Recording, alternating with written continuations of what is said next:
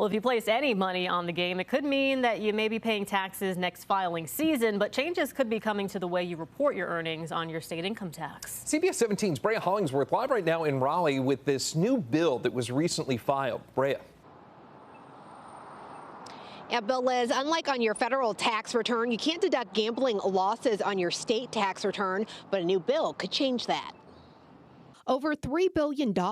That's how much North Carolinians have wagered on sports betting, according to the most recent numbers from the State Lottery Commission.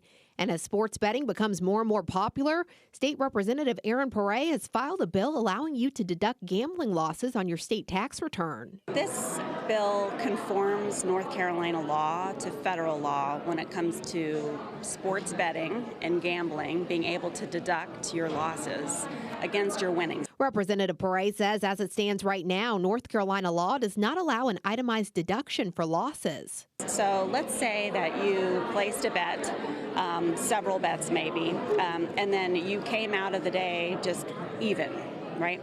You won some, you lost some, but you just were back to where you began.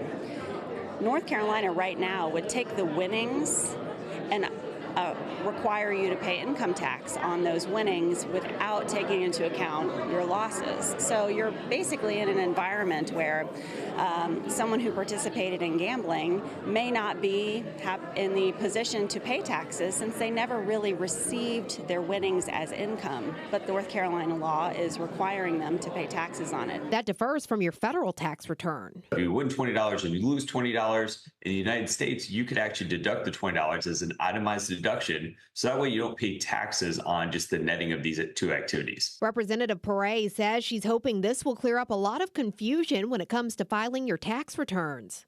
I think a lot of people are making the assumption already that when they engage in that sports betting, that North Carolina law does conform to federal law. So I think that this is good for the taxpayer in our income tax environment here in North Carolina, but I also think it clears up some maybe confusion about what the North Carolina state law says and then federal law.